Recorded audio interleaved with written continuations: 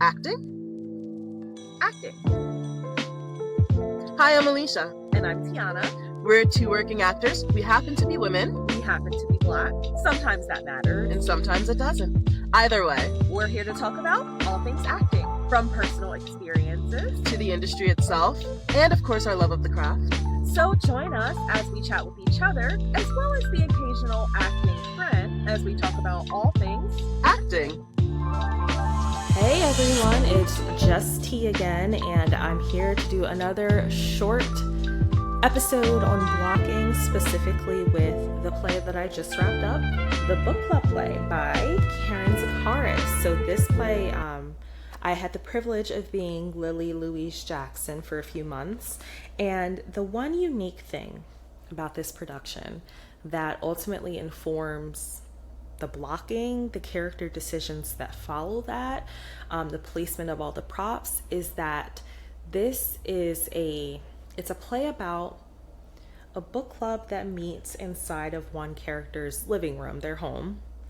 However, they get the opportunity to be filmed for a documentary. So the camera is ultimately probably the most important character in this play. It informs everything. So one of the decisions that was made pre-production by the directors was where the camera was going to be placed in relation to the stage. So when the actors came in, we didn't have to make that decision. Thank goodness, because there's so much that follows that decision that I'm glad I didn't have to make it. But anyway, so the camera was ultimately decided to be placed in the audience. So what that does, got my notes here, is it changes the rules of audience engagement. So all of the actors out there know that you're not supposed to make eye contact with, acknowledge, glance at the audience. Whether you're on a stage performing in front of a live audience, you're not supposed to look at them. Or if you're on set, you're not supposed to stare in the camera. Even when you're doing a scene where it's just you're not generally supposed to stare into the camera. There's other setups going on, because it just kind of takes the audience out of it. And it kind of breaks some of the magic. However, with this, because it's a mockumentary style, The Office style setting, we were encouraged to share our reactions to things.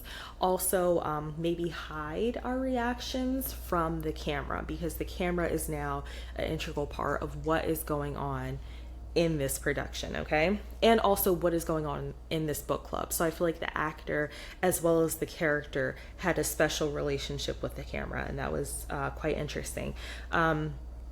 So when we talk about where exactly the camera was, so if I'm on the stage in the book club play, the camera would be on my other wall. We had it placed basically at the back part of the theater wall. So when we would look at the camera for our eye lines, we were essentially looking over the audience's heads, because we were on a raised stage and the audience was down below and the camera was kind of out this way. So I would be looking at the camera like this the whole time and playing to the camera, doing that. So that really, though, that it took some getting used to, because also when we talk about how Jim Halpert has those moments on The Office, and now with Abbott Elementary, that's a more recent example. It's funny because even the looks of disappointment or the looks of concern and everything are directed to the camera. So it was kind of hard as an actor to say, I'm not going to give that to my cast member. I'm going to give this one to the camera, to imply something or to have a little chuckle. So that was really fun. But anyway, so I just wanted to give two short examples of how the camera placement impacted the blocking of the play. So not the very first scene, I guess technically the second scene, where we are literally introducing ourselves, the characters are introducing themselves to the camera, because again, it is perceived by the people, the characters, Lily Louise Jackson is talking to the camera because she knows that someone is going to see this, right? So when she's introducing herself and she's like, I'm from Akron, Ohio, and I do this and I do that, it's a lot of playing up for the camera, right? This is the first introduction. We were literally standing at the edge of the stage talking directly to the camera, and we were kind of posing and doing all this other stuff. And it's so funny how, you know, at the top of the play, the cameras are really, really aware, or the characters are really aware of the camera. So there's a lot of playing up everything, right? But as you get into the meat of the plot, they kind of forget that the camera is there and things start happening. And then you come to the very last scene, or second to last scene, where Anna, her name is Anna. That's a big plot point, actually, where Anna has a breakdown and homegirl loses her mind because so much has come out basically because of the camera, right? And after she has a little flip out moment, she looks over and she's like, oh no, people are going to see this. I have to do something about this camera. And so she, the character, goes up, grabs a blanket, like a throw blanket, and goes to cover the camera. And the way that we block that I thought was quite interesting because, again, let me remind you, if I'm on stage right now, the camera is beyond. We literally can't reach the camera. It's at the back end of the theater. So when Anna goes to cover the camera, she holds up a blanket, and when she holds it up, the lights go out to imply that she had covered the camera. And anyone who's viewing this is like, what happened? The camera's just blacked out because she covered it with the blanket. And we were, again, standing at the edge of the stage, and we kind of had to hold our places until the cue was made. The cue was done to drop the blanket and carry on. So that was a really interesting scene to block because there's so much chaos happening. And then we're like, oh, the camera, how do we turn it off? Let's throw something over it. Let's do this, but we can't physically reach it. And I wanted to bring that up because I think it's interesting. But also, I saw a very short, brief clip of another theater that did this play like 10 years ago. And it was like a promotional clip.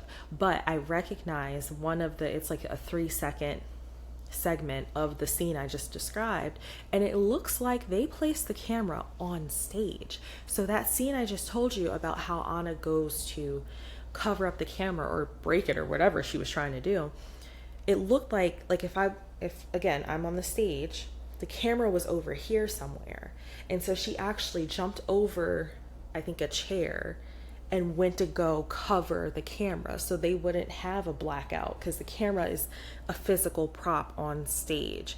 So it was quite interesting and a bit of a challenge to treat the camera like another character while not having it as a physical prop, and having to train our eyes to look at one specific place without necessarily looking at the audience. There was one moment in the play where it was called for us to acknowledge the live audience members. It was like a funny kind of actually breaking the fourth wall thing. But other than that, we had to keep looking essentially over their heads.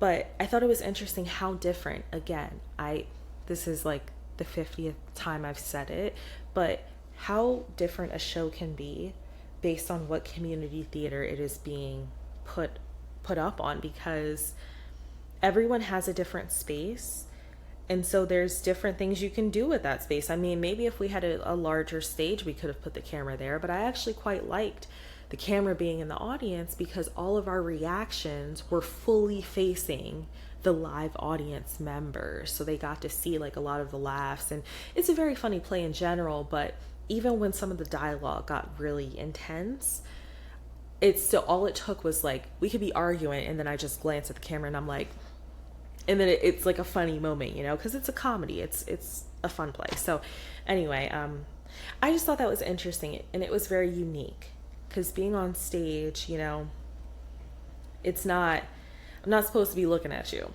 Whereas it's so funny because with storytelling, historical storytelling, I make it a point to look every person in their eye.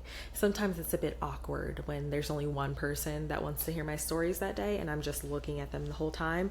But it's important, like that connection is important. But when you're on a stage and you're in character, generally you're not looking at people in the eye. So it was a little bit of a challenge, and it was hard to break that habit to not stare at the audience. But you know, you get over it. But it was a unique experience, and I'm very glad I did it, and it was very fun. And I definitely have a lot more pictures of this specific production than I did of Witness for the Prosecution. So I will include those in this video. So until next time, I'm not sure quite what we're doing for the next episode after this, but we'll see. Yeah. And we'll do a scene breakdown maybe for something else. I don't know if I find it interesting enough to talk about it. And I can because I have a podcast. All right.